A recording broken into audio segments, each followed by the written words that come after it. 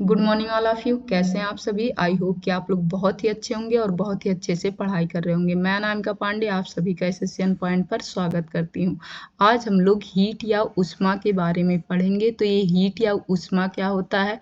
यह एनर्जी का एक रूप होता है जिससे हमें गर्माहट की अनुभूति होती है। गर्माहट की अनुभूति होती है, यानी कि हम कह सकते हैं कि heat is a form of energy, जिससे हमें किस चीज़ की अनुभूति होती है? गर्माहट की अनुभूति होती है। यह टेम्परेचर स्केल क्या होता है? हम लोग टेम्परेचर स्केल के बारे में जानेंगे। तो टेम्परेचर स्केल एक ऐसा पैमाना होता है जिससे हम किसी भी पदार्थ के तापमान या वह पदार्थ कितना गर्म है इसकी जानकारी प्राप्त करते हैं। तो आइए हम लोग इससे आगे बढ़ते हैं। टेम्परेचर स्केल क्या होता है? यह एक ऐसा पैमाना होता है जिससे किसी भी पदार्थ के तापमान या वह पदार्थ कितना गर्म है इसकी जानकारी प्राप्त करते हैं। अब अगर पानी देखा जाए तो पानी के बॉइलिंग पॉइंट, यानी कि पानी कितने डिग्री सेल्सियस या कितने डिग्री फ़ारेनहाइट या कितने डिग्री केल्विन पर उबलता है या कितने डिग्री पर जमता है, इसके बारे में हम लोग जानकारी लेंगे। तो आप लोगों को पता होगा कि जो पानी होता है वह 0 डिग्री सेल्सियस पर जमना शुरू कर देता है और 100 डिग्री सेल्सियस पर पानी उबलना शुरू कर देता है। तो आप लोगों को क्या पता है कि 0 डिग्री सेल्सियस पर पानी जमने लगता है, यानी कि पानी का हिमांक या फ्रीजिंग पॉइंट इन सेल्सियस कितना होगा? तो 0 डिग्री होगा। और पानी का बॉइलिंग पॉइंट या क्वथनांक इन डिग्री सेल्सियस कितना होगा? तो 100 डिग्री सेल्सियस होगा। लेकिन होता क्या है कि हमें तो याद रहता है कि पानी डिग्री सेल्सियस में कितने डिग्री पर उबलना शुरू कर देता है और डिग्री सेल्सियस में कितने डिग्री पर जमना शुरू कर देता है। लेकिन यही क्वेश्चन डिग्री सेल्सियस में ना पूछकर फ़ारेनहाइट में पूछ दिया जाता है, जो हमें अक्सर याद नहीं रहता है। तो आज हम लोग इसके बारे में जानेंगे। तो पानी जो जमना शुरू करता है या पानी की फ्रीजिंग पॉइंट या हिमांक क्या होता है अगर फ़ारेनहाइट में देखा जाए, तो यह 32 डिग्री सेल्सियस 32 डिग्री फ़ारेनहाइट होता है। क्या मैं बोली हूँ? मैं यह बोली हूँ कि कभी भी पानी 32 डिग्री फ़ारेनहाइट पर जमना शुरू कर देता है। इसका मतलब यह है कि पानी का फ्रीजिंग पॉइंट या हिमांक बिंदु क्या होगा इन फ़ारेनहाइट? तो 32 डिग्री होगा। आइए नेक्स्ट देखते हैं पानी कितने फ़ारेनहाइट पर उबलता है। तो पानी 212 डिग्री फ़ारेनहाइट पर क्या होना चालू हो जाता है? उबलना चालू हो जाता है। यानी कि हम कह सकते हैं किसी भी पानी का बॉइलिंग पॉइंट इन फ़ारेनहाइट क्या होगा? तो इन फ़ारेनहाइट 212 डिग्री होगी। आइए साथ में हम लोग केल्विन में देखेंगे। तो केल्विन में पानी जमना शुरू कर देता है 273.15 केल्विन पे, यानी कि पानी का फ्रीजिंग पॉइंट इन केल्विन क्या होगा? तो 273.15 पानी का फ्रीजिंग पॉइंट होगा इन केल्विन। और इसी तरह हम देखेंगे कि 373.15 पर पानी उबलना शुरू कर देता है, तो पानी का बॉइलिंग पॉइंट क्या होगा इन केल्विन? तो पानी का बॉइलिंग पॉइंट इन केल्विन हो जाएगा 373.15। आप लोगों को याद हो चुका होगा। हम लोग नेक्स्ट देखते हैं। नेक्स्ट में हम लोग क्या देखेंगे कि अगर हमें कभी भी कोई वैल्यू दी गई रहे और उस वैल्यू को हमें फ़ारेनहाइट से सेल्सियस में कन्वर्ट करना हो या सेल्सियस से केल्विन में कन्वर्ट करना हो, तो हम लोग कैसे कन्वर्ट करेंगे? तो इसके एक फॉर्मूले के बारे में आप लोग पढ़े होंगे। वो फार्मूला क्या होता है? तो हम लोग वो फार्मूला देखेंगे। तो वह फार्मूला होता है Celsius, degree Celsius minus 0 divide by 100 is equal to F minus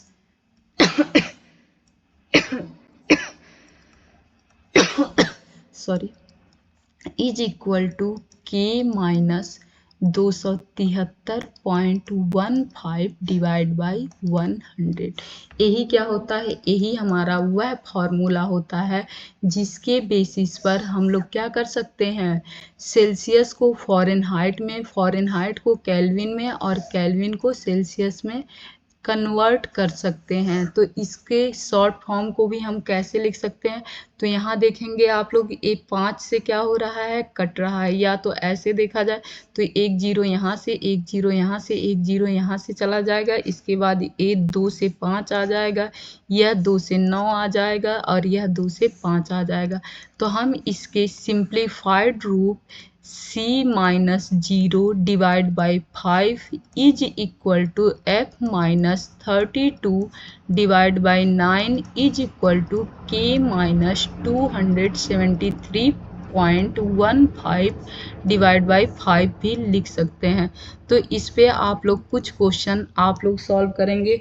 जैसे अगर मैं पहला क्वेश्चन ये दूं कि हमारा सेल्सियस में कोई वैल्यू प्लस में 40 डिग्री सेल्सियस रहे तो हमें इसे किस में कन्वर्ट करना है, तो फ़ारेनहाइट में कन्वर्ट करना है। एक क्वेश्चन आप लोग सॉल्व करेंगे। बस इन दोनों को हम लेंगे और इसी फॉर्मूले पर रख देंगे और हमें वैल्यू मिल जाएगी। वैसे यह वैल्यू होती कितनी है, तो यह वैल्यू हमारी होती है 104 फ़ारेनहाइट। इसे आप लोग सॉल्व करेंगे। दूसरी वैल्यू भी आप लोग सॉल्व करेंगे। अगर कोई वैल्यू दी गई है 50 डिग्री सेल्सियस तो इसे आप लोगों को फ़ारेनहाइट में कन्वर्ट करना है और साथ ही साथ में इस वैल्यू को आप लोगों को केल्विन में भी कन्वर्ट करना है और इस वैल्यू को भी आप लोगों को केल्विन में कन्वर्ट करना है। इससे क्या होगा कि इस फॉर्मूले का आप लोगों को अच्छा खासा प्रैक्टिस हो जाएगा। आइए देखते हैं ये फॉर्मूला आया कहाँ से है। तो आइए फॉर्मूला देखते हैं। तो हम लोग करते क्या हैं कि हमें अगर सेल्सियस में वैल्यू निकालनी रहे तो हम पहले C लिखते हैं, फिर हम देखते हैं कि पानी का फ्रीजिंग पॉइंट क्या था, उसे इससे सब्ट्रैक्ट कर देते हैं। जैसे फ्रीजिंग पॉइंट क्या है, 0 है, तो सब्ट्रैक्ट कर देंगे और इन दोनों के डिफरेंस से हम इस वैल्यू को डिवाइड कर देंगे।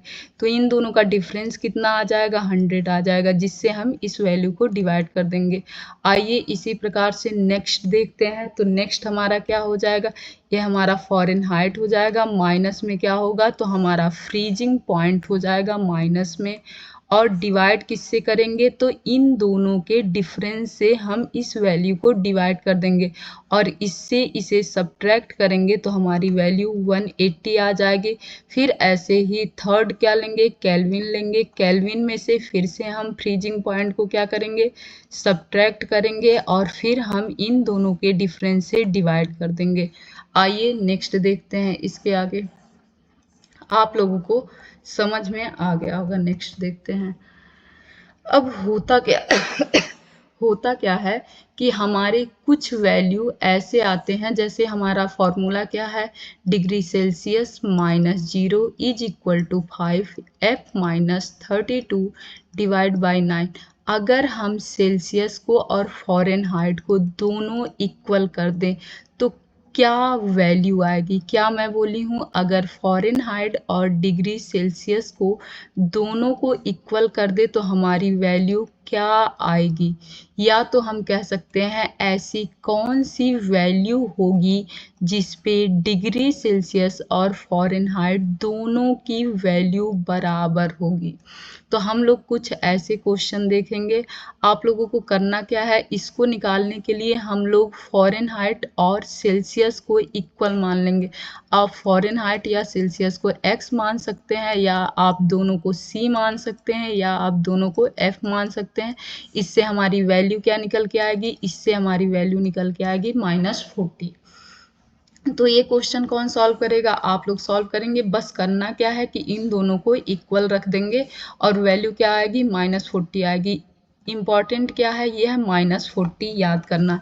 जैसे अगर हम लोग क्या कह सकते हैं कि -40 एक ऐसी मान है जहाँ पर सेल्सियस और फ़ारेनहाइट दोनों की वैल्यू बराबर आती है।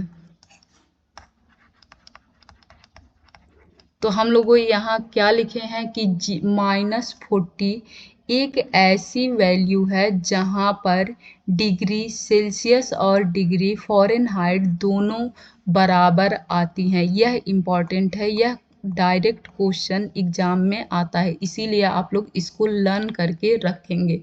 ऐसे ही अगर हम लोग देखें कि किस वैल्यू पर फ़ारेनहाइट और केल्विन बराबर आती है, तो यहाँ पर भी आप लोग इसी को सॉल्व करेंगे। दोनों जगह हम F बराबर K बराबर X रख सकते हैं, या दोनों जगह F रख के या दोनों जगह K रख के आप लोग इसको सॉल्व करेंगे तो आप लोगों को क्या मिलेगा, तो आप लोगों को वैल्यू में मिलेगी 574.25। एक ऐसी वैल्यू है 574.25 एक ऐसी वैल्यू है जहाँ पर फ़ारेनहाइट और केल्विन दोनों का मान क्या होता है, बराबर होता है।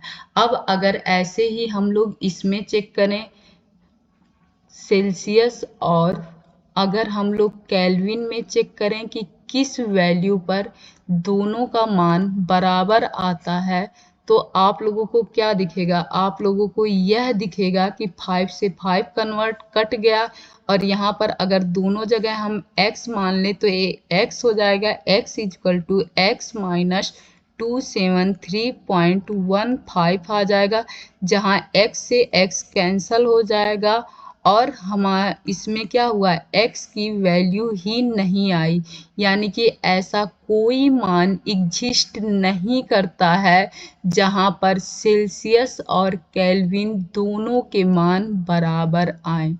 तो हम लोगों ने क्या जाना, हम लोगों ने जाना कि -40 एक ऐसी वैल्यू है जहाँ पर डिग्री सेल्सियस और डिग्री फ़ारेनहाइट दोनों वैल्यू क्या होंगे, बराबर होंगे। और फिर 574.25 एक ऐसी वैल्यू है जहाँ पर फ़ारेनहाइट और केल्विन के मान क्या होते हैं, बराबर होते हैं।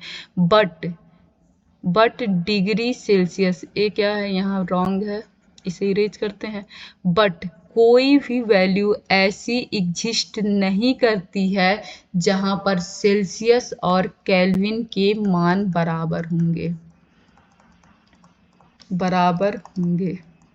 तो आइए देखते हैं कि ये क्या लिखा है। यहाँ लिखा है -40 is the only temperature at which Celsius and Fahrenheit both give same value. जो मैं यहाँ हिंदी में लिखी हूँ वही यहाँ इंग्लिश में लिखा है कि ऐसी वैल्यू क्या है जो कि -40 है जहाँ पर डिग्री सेल्सियस और डिग्री फ़ारेनहाइट दोनों सेम मान देंगे। दूसरा क्या है, दूसरा यह लिखा गया है कि 575.25 is the only temperature at which Fahrenheit and kelvin both give same value. यहाँ पर भी यही कहा गया है कि 574.25 एक ऐसी वैल्यू है जहाँ पर फ़ारेनहाइट और केल्विन दोनों के मान क्या होंगे, तो बराबर होंगे। यहाँ लिखा है no value is exist at which Celsius and Kelvin give same reading. ऐसी कोई वैल्यू एग्जिस्ट नहीं करती है जहाँ पर सेल्सियस और केल्विन के मान बराबर हों। तो आइए नेक्स्ट देखते हैं। नेक्स्ट हम लोग क्या देखेंगे, नेक्स्ट लिखा है अब्सोल्यूट जीरो टेम्परेचर या लीस्ट पॉसिबल टेम्परेचर। तो हमारे इन यूनिवर्स में पाया जाने वाला लीस्ट पॉसिबल टेम्परेचर क्या होगा, या अब्सोल्यूट जीरो टेम्परेचर क्या होता है। तो 0 डिग्री केल्विन एक ऐसा तापमान है या एक ऐसा टेम्परेचर है कि जिससे नीचे तापमान संभव ही नहीं है। क्या मैं बोली, 0 केल्विन एक ऐसा तापमान है जिससे नीचे कोई भी तापमान संभव ही नहीं है या टेम्परेचर संभव ही नहीं है। तो हमारा जो 0 डिग्री केल्विन होता है, 0 डिग्री केल्विन होता है। चार्ज खत्म हो रहा है, चार्ज लगाते हैं फिर आप लोगों को बता दूँ।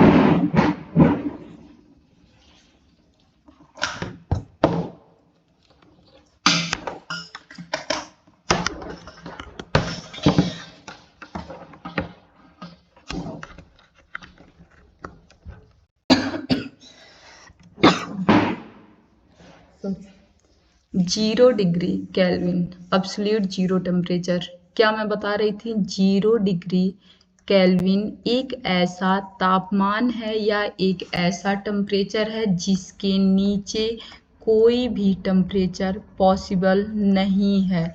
इसीलिए इस 0 डिग्री केल्विन को क्या कहा जाता है? तो एब्सोल्यूट जीरो टेम्परेचर या लीस्ट पॉसिबल टेम्परेचर कहा जाता है। यानी कि हम लोग कह सकते हैं कि जो हमारा सेल्सियस होता है उसकी वैल्यू निगेटिव में पॉसिबल है, बट और जो हमारा फ़ारेनहाइट होता है उसकी भी वैल्यू निगेटिव में पॉसिबल है, बट जो केल्विन होता है उसकी वैल्यू निगेटिव में पॉसिबल नहीं है, नॉट पॉसिबल। इसकी वैल्यू निगेटिव में पॉसिबल नहीं है। अब हम लोग को पता चल गया है कि एब्सोल्यूट जीरो टेम्परेचर या लीस्ट पॉसिबल टेम्परेचर क्या होता है, तो वह 0 केल्विन होता है। यहाँ पर इतना ठंडा हो जाता है कोई भी सब्सटेंस या कोई भी पदार्थ, इतना ठंडा। आप लोगों को पता होगा कि जब भी किसी भी पदार्थ को हम लोग क्या करते हैं, हीट देते हैं, तो ये क्या होता है, इसके जो सब्सटेंस होते हैं वह मूवमेंट करना शुरू कर देते हैं। इसके सब्सटेंस क्या करते हैं, मूवमेंट करना शुरू कर देते हैं। बट इनकी हीट अगर कम किया जाए, यानी कि इस सब्सटेंस का टेम्परेचर कम किया जाए, तो होगा क्या कि ये जो इसके मॉलिक्यूल्स हैं, ये जो मूवमेंट कर रहे थे, इनके मूवमेंट में क्या आएगा, कमी आएगी, स्लो हो जाएंगे। ये जिस गति से चल रहे थे उनकी गति क्या होने लगेगी, धीमी पड़ जाएगी। ऐसे धीमे पड़ते पड़ते जब हम लोग 0 केल्विन पर पहुंचते हैं, तो ये जो हमारा सब्सटेंस होता है, इसके मॉलिक्यूल जो होते हैं वह मूवमेंट करना बंद कर देते हैं। क्या करते हैं, मूवमेंट करना बंद कर देते हैं। वही यहाँ पर लिखा है, at 0 Kelvin vibration of molecules of a substance freezes. जब भी कभी भी टेम्परेचर 0 केल्विन पे पहुंचता है, तो जो हमारे किसी भी पदार्थ के मॉलिक्यूल होते हैं वो क्या करना, उनका मूवमेंट क्या होता है, फ्रीज हो जाता है, जम जाता है या बंद हो जाता है। यही यहाँ पर लिखा है। आइए नेक्स्ट देखते हैं। नेक्स्ट यही है, kelvin scales of the temperature does not have a negative value. जो मैं आप लोगों को बता चुकी हूँ कि जो हमारा सेल्सियस होता है वह निगेटिव हो सकता है, फ़ारेनहाइट भी निगेटिव हो सकता है, बट केल्विन कभी भी निगेटिव नहीं होगा। नेक्स्ट देखते हैं, कह रहा है the difference in temperature between two bodies is 30 degree. अगर हम लोग दो कोई बॉडी ले लेते हैं, इन दोनों बॉडी के बीच का जो टेम्परेचर डिफरेंस है वो क्या है, 30 डिग्री सेल्सियस है। तो पूछ रहा है कि अगर ये हम सेल्सियस में निकाले हैं तो 30 डिग्री आया है, इसी को अगर हम फ़ारेनहाइट या केल्विन में निकालेंगे तो फ़ारेनहाइट या केल्विन की वैल्यू क्या आएगी। क्वेश्चन में क्या कहा है कि अगर कोई दो बॉडी है, अगर उनके बीच का टेम्परेचर डिफरेंस 30 डिग्री सेल्सियस है, तो अगर यही वैल्यू हम फ़ारेनहाइट में या केल्विन में निकालेंगे तो कितना होगा। तो आइए हम लोग देखेंगे फ़ारेनहाइट या केल्विन। पहले अगर हम लोग देखें किसका, वाटर का देखेंगे, पानी का देखेंगे, तो पानी कितने डिग्री सेल्सियस पे जमना शुरू करता है, तो 0 डिग्री, और कितने डिग्री सेल्सियस पे बॉयल होना शुरू करता है, तो 100 डिग्री। इसी तरह से अगर हम लोग सबसे पहले क्या लिखे हैं, सेल्सियस लिखे हैं, दूसरे जगह पर केल्विन लिख लें। केल्विन में कितने डिग्री सेल्सियस पर जमना शुरू करता है, तो 273.15 केल्विन, और कितने डिग्री सेल्सियस पर बॉयल होना शुरू करता है, तो 373.15 केल्विन। अगर हम दोनों जगह टेम्परेचर डिफरेंस देखें। दोनों जगह हमें क्या देखना है, टेम्परेचर डिफरेंस देखना है। तो यह दोनों जगह टेम्परेचर डिफरेंस की वैल्यू क्या है, यानी कि हम लिख सकते हैं कि यह 30 डिग्री किस डिफरेंस की वैल्यू है। यहाँ से हम इक्वेट करेंगे तो आप लोगों को पता है कि हम लोग ऐसे कैसे निकाल सकते हैं। तो यह किसकी वैल्यू है, यह 100 डिग्री की वैल्यू है। तो 100 डिग्री की वैल्यू अगर 30 होगी तो 1 डिग्री की वैल्यू क्या होगी, 30/100 होगा। 30 बटा क्या हो जाएगा, 100 हो जाएगा। यहाँ भी टेम्परेचर डिफरेंस कितना है, 100। तो हम अगर यहाँ से वैल्यू निकालेंगे तो हमारा मान क्या आएगा, फिर से 30 डिग्री आएगा। यानी कि हम लोग क्या कह सकते हैं, हम लोग यह कह सकते हैं कि जब पानी में हम लोग देखें कि डिग्री सेल्सियस और केल्विन दोनों के टेम्परेचर डिफरेंस क्या थे, समान थे। यानी कि अगर किसी भी दो बॉडी के बीच डिग्री सेल्सियस में टेम्परेचर डिफरेंस 30 डिग्री का है, तो इन दोनों बॉडीज में अगर केल्विन में देखा जाए तो केल्विन में भी टेम्परेचर डिफरेंस कितने डिग्री का होगा, 30 डिग्री सेल्सियस का होगा। इतना आप लोगों को समझ में आ गया। अब हम लोग किस में देखेंगे, फ़ारेनहाइट में देखेंगे। तो आइए फ़ारेनहाइट में देखते हैं। किस में देखेंगे, फ़ारेनहाइट में देखेंगे। तो हम लोग देख चुके हैं कि पानी 0 डिग्री पर जमना शुरू करता है, 100 डिग्री पर उबलना शुरू करता है। फिर हमें पता है कि पानी 32 डिग्री फ़ारेनहाइट पे जमना शुरू करता है और 212 डिग्री फ़ारेनहाइट पर उबलना शुरू करता है। इसके बीच का टेम्परेचर डिफरेंस 100, इसके बीच का टेम्परेचर डिफरेंस 180। तो हमें 100 की वैल्यू दी गई है, 180 की वैल्यू निकालनी है। आप लोगों को बहुत आसानी से आता होगा निकालने। तो 100 की वैल्यू हमें कितनी दी गई है, 30 डिग्री दी गई है। तो अगर 100 की वैल्यू 30 डिग्री है तो 1 की वैल्यू 30/100 आ जाएगी। अब अगर हमें 180 की वैल्यू निकालनी हो तो 30/100 इंटू 180 आ जाएगी। और इसे हम लोग सॉल्व करेंगे तो ये हमारी क्या आ जाएगी, वैल्यू आ जाएगी। कितनी आ जाएगी, 72 हमारी वैल्यू आ जाएगी। यानी कि अगर यहाँ पर टेम्परेचर डिफरेंस 30 डिग्री सेल्सियस था तो यहाँ पर टेम्परेचर डिफरेंस क्या हो जाएगा, तो 9 छक 54 होता है। मैं इतना फास्ट कर रही थी कि मैं मल्टीप्लाई बहुत तेज ही कर दी, तो ये 9 छक 54 हमारी वैल्यू आ जाएगी। तो ये वैल्यू क्या आएगी, फ़ारेनहाइट में क्या हो जाएगा टेम्परेचर डिफरेंस, तो 54 आ जाएगा। यही हमारा आंसर रहा। धन्यवाद। मैं उम्मीद करती हूँ कि आप लोगों को ये वीडियो बहुत पसंद आया होगा। अगर पसंद आए तो प्लीज़ लाइक शेयर सब्सक्राइब ज़रूर कीजिए।